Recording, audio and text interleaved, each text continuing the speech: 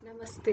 हम लोग फिर आज शामिल हो रहे हैं इस वीडियो क्लास में और मुझे एक चीज़ देख कर के खुशी हुई है कि मैं जो आपको किताबें बताती हूँ, मुझे तो अपने कैमरे में उल्टी नज़र आती है, लेकिन आप लोगों को वो सीधी नज़र आती है, तो एक खुशी की बात है। चलो हम कुछ करके ही सीखते हैं, वीडियो क्लास से भी हम सीख रहे हैं कुछ न कुछ। तो आज हम राजस्थान की बोलियां पढ़ेंगे। एक ये चीज़ ध्यान रखिएगा, हमारे सिलेबस में जो टॉपिक है वो राजस्थान की बोलियां है, राजस्थानी की बोलियां नहीं है। तो इसमें बहुत सारी वो बोलियां भी हमें शामिल करनी चाहिए जो राजस्थानी भाषा से अलग भी है। जैसे कुछ विद्वान भीली भाषा को राजस्थानी भाषा का ही एक रूप मानते हैं, लेकिन अधिकतर भाषा वैज्ञानिक ये मानते हैं कि जो भीली भाषा है वो आद्य ऑस्ट्रेलियाई ग्रुप की भाषा है, आग्नेय परिवार की भाषा है।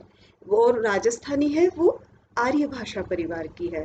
तो वो दो अलग अलग भाषा परिवारों की है। लेकिन भीली जो बोली है और उसमें और राजस्थानी में बहुत सारा शब्द साम्य है, क्योंकि वो उनके बोलने वाले आसपास रहते हैं एक दूसरे से, तो बहुत सारी विशेषताएं ऐसी हैं कि दोनों भाषाओं में एक जैसी आ गई है, दोनों तरह की बोलियों में। तो ये हम ज़रूर, जब राजस्थान की बोलियों की बात करें तो हम भीली को भी शामिल करें, हम ब्रज भाषा को भी शामिल करें जो राजस्थानी की बोली नहीं है, लेकिन राजस्थान के एक बड़े प्रदेश में बोली जाती है, भरतपुर, धौलपुर, करौली। वहाँ ब्रज भाषा स्थानीय बोली है, तो उसे भी हम इस्तेमाल करें। इसी तरह से गंगानगर क्षेत्र का जो राजस्थान है, उसमें पंजाबी भी बोली जाती है। तो राजस्थान की बोली जाने वाली बोलियों में हम इन सीमावर्ती बोलियों को भी शामिल करें। और गुजरात से जुड़े हुए एरिया में बहुत सारे क्षेत्रों में गुजराती से मिलती जुलती भाषा बोली जाती है, तो उन्हें भी हम अपने इस प्रश्न के उत्तर के दायरे में रखें, एक टिप्पणी के रूप में ही सही। लेकिन मूल रूप से राजस्थान की बोलियों से तात्पर्य जो आपको अपनी पाठ्य पुस्तकों में मिलेगा, जो डॉक्टर मोतीलाल मेनारिया की पुस्तक में मिलेगा, वो राजस्थानी की बोलियों के रूप में ही मिलेगा। वैसे तो माना जाए कि तो राजस्थान में बोली जाने वाली सबसे बड़ी बोली खड़ी बोली भी है, क्योंकि हम सब लोगों की हमारी शिक्षा का औपचारिक माध्यम वही है। हम राजस्थानी भी खड़ी बोली के माध्यम से पढ़ रहे हैं, तो उसे भी आप शामिल कर सकते हैं। लेकिन मोटे तौर पर राजस्थानी की जो बोलियां हैं उनके बारे में हम आज पढ़ेंगे। तो मेरा एक सुझाव है कि अगर राजस्थान का नक्शा आपके पास है तो आप लेके आ जाइए, और उस राजस्थान के नक्शे को सामने रख करके हम बात करें तो हम ज़्यादा अच्छे से अपनी बात कर पाएंगे। तो मोतीलाल मेनारिया जी का जो कहना है वो हम सबसे लास्ट में पढ़ेंगे, क्योंकि वो हम पाठ्य पुस्तक के रूप में उसका इस्तेमाल कर रहे हैं। तो लेकिन जो लालस जी हैं वो राजस्थानी की बोलियों को 5 वर्गों में बांटते हैं। पश्चिमी राजस्थानी, इसमें मारवाड़ी, जैसे हमने देखा था पिछली क्लासेस में कि ग्रियर्सन राजस्थानी की बोलियों को 4 वर्गों में बांटते हैं, तो लालस जी 5 वर्गों में बांटते हैं। मारवाड़ी, थली, बीकानेरी, बागड़ी, शेखावटी, बांगड़ी है, ये बागड़ी नहीं है, बांगड़ी, शेखावटी, मेवाड़ी, खेराड़ी, गोडवाड़ी और देवड़ावाटी, ये सब है पश्चिमी राजस्थानी। वागड़ी, हाँ। और उत्तर पूर्वी राजस्थानी में अहीरवाटी और मेवाती, अहीरवाटी और मेवाती ऐसी भाषा है जो हरियाणा में भी बोली जाती है, कुछ हद तक ऐसी बोलियां हैं। ढूंढाड़ी में जो जिन जिन बोलियों को शामिल किया है लालस जी ने, वो है मध्य, इसमें तोरावटी, जयपुरी, काठेड़ी, राजावाटी, अजमेरी, किशनगढ़ी, शाहपुरी, हाड़ौती। हाड़ौती को उन्होंने, लालस जी ने ढूंढाड़ी में शामिल किया है। दोनों में 6 सहायक क्रिया के रूप में आता है। जयपुर की भाषा में भी वही आता है ढूंढाड़ी में, और हाड़ौती में भी वही आता है कोटा और बूंदी की भाषा में। तो उनको एक वर्ग में लालस जी ने रखा है। इन उसको मेनारिया जी ने अलग अलग वर्ग माना है, वो हम बाद में देखेंगे। और जो चौथा वर्ग लालस जी ने माना है वो है मालवी या दक्षिण पूर्वी राजस्थानी, इसमें रांगड़ी और गोडवाड़ी ये हैं। और दक्षिणी राजस्थानी के रूप में उन्होंने नीमाड़ी को रखा है। तो नीमाड़ी मालवा एरिया से लगा हुआ एरिया नीमाड़ है, उसमें बोली जाती है। डॉक्टर हीरालाल माहेश्वरी ने भी राजस्थान की 5 प्रमुख बोलियां मानी है। पहली उन्होंने मारवाड़ी मानी है, दूसरी उन्होंने मेवाती और अहीरवाटी को मिला करके एक ग्रुप बना करके माना है। तीसरी उन्होंने ढूंढाड़ी मानी है। चौथी उन्होंने मालवी मानी है। पांचवी उन्होंने भीली या वागड़ी मानी है। और जैसा कि मैंने आपको कहा कि वागड़ी राजस्थानी की एक बोली है। राजस्थानी की बोली है जिसमें गुजराती का भी काफी असर है, लेकिन वागड़ी राजस्थानी की बोली है, वो राजस्थानी भाषा की बोली है, लेकिन भीली आद्य ऑस्ट्रेलियाई परिवार की भाषा है।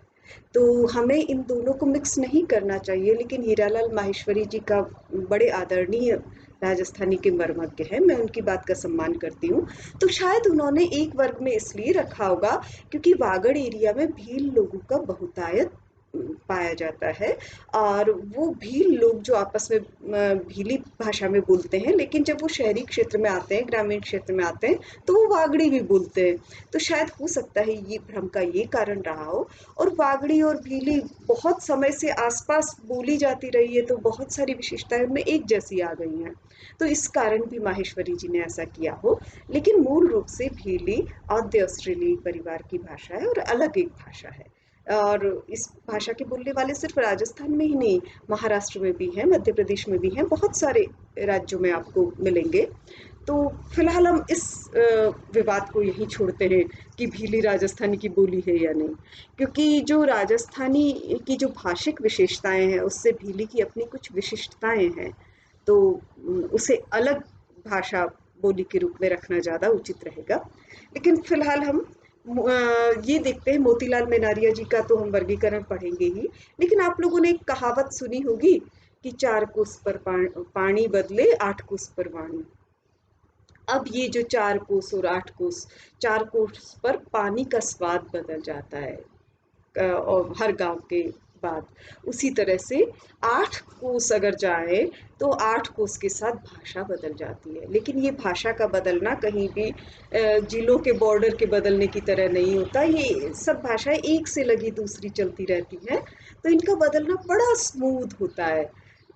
कब राजस्थानी से धीरे धीरे गुजराती हो जाती है पता ही नहीं चलता है हमें, कब राजस्थानी से धीरे धीरे ब्रज हो जाती है, कब राजस्थानी से धीरे धीरे हरियाणवी या पंजाबी हो जाती है, ऐसा पता नहीं चलता, कब सिंधी हो जाती है। तो इसी तरह से राजस्थानी में भी एक बोली से कब दूसरी बोली आ जाती है पता ही नहीं चलता। लेकिन फिर भी ये है कि राजस्थानी में सिर्फ ये पांच बोलियां नहीं हैं जिनकी तरफ लालच जी ने संकेत किया है, या फिर जैसा छह बोलियां नहीं है जैसा कि मोतीलाल मेनारिया जी जो कहते हैं, हम अभी सबसे लास्ट में उसे पढ़ेंगे।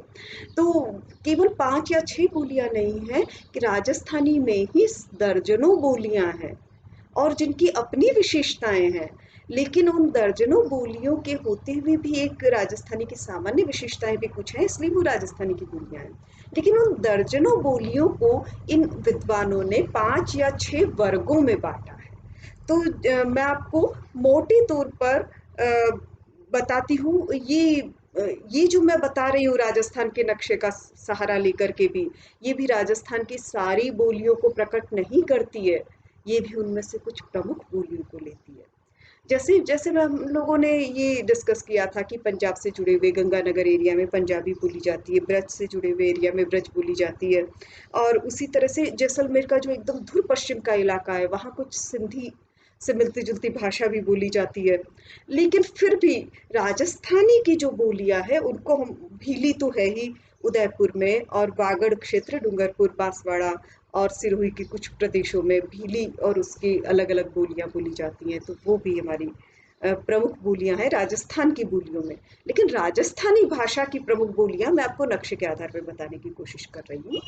जो राजस्थान की सबसे बड़ी बोली है मारवाड़ी, जिसका पुराना नाम मरु भाषा है, जिसे हम डिंगल के नाम से जानते हैं काव्य भाषा के रूप में। लेकिन ये जो मारवाड़ी है, आज की मारवाड़ी और डिंगल एक नहीं है, पुरानी जो राजस्थानी थी वो काफ़ी अलग थी, लेकिन जो मारवाड़ी है वो राजस्थान की सबसे बड़ी बोली है, सबसे ज़्यादा साहित्य रचना भी इसमें हुई है। मोटे तौर पर मारवाड़ी जोधपुर, बीकानेर और बाड़मेर, सिरोही पश्चिमी राजस्थान में बोली जाती है। लेकिन फिर भी इसमें भी कई सारे ऐसे कई सारे फर्क हैं। जैसे जो टटकी मारवाड़ी है, जिसे मारवाड़ी का मूल माना जा सकता है, उसका केंद्र आप जोधपुर को मान सकते हैं। अधिकतर क्योंकि जोधपुर मारवाड़ की राजधानी रहा है, बहुत सालों तक राजधानी रहा है राठौड़ों की, तो जोधपुर की मारवाड़ी को आप खाँटी मारवाड़ी मान सकते हैं। लेकिन बीकानेर की मारवाड़ी भी कोई कम नहीं है। बीकानेर का कुछ हिस्सा है, वो तो थली एरिया में आता है, और वहाँ उस बोली का नाम थली है, जो बीकानेर का कुछ हिस्सा, चूरू का कुछ हिस्सा, उसमें बोली जाती है। तो ये भी मारवाड़ी से मिलती जुलती भाषा है, लेकिन फिर बोली है, लेकिन फिर भी इसे एक अलग बोली थली भी कहा जा सकता है। लेकिन मोटे तौर पर मेनारिया जी इसे मारवाड़ी बोली के अंतर्गत रखते हैं। तो जोधपुर है, और नागौर है, बीकानेर है, और जैसलमेर है, और बाड़मेर का कुछ हिस्सा है, और पाली है। ये सब मारवाड़ी बोलने वाले प्रदेश हैं। और इसके अलावा भी कई आसपास के एरिया है, लेकिन ये मोटे तौर पर है। मारवाड़ी में ही सबसे ज्यादा साहित्य रचा गया है। गद्य भी बहुत सुंदर मारवाड़ी का है, पुराना राजस्थानी जो गद्य है वो अधिकतर मारवाड़ी का है। मेवाड़ी में भी है कुछ गद्य, पर कम है। तो ये बहुत सुंदर मारवाड़ी भाषा बोली है, और ये पश्चिमी राजस्थान की बोली है, मोटे तौर पर पश्चिमी राजस्थान की, मरु प्रदेश की बोली है। इसका एक उदाहरण मेनारिया जी देते हैं। अब आप देखिएगा कि कैसे कोई भाषा, कोई बोली निर्धारित होती है।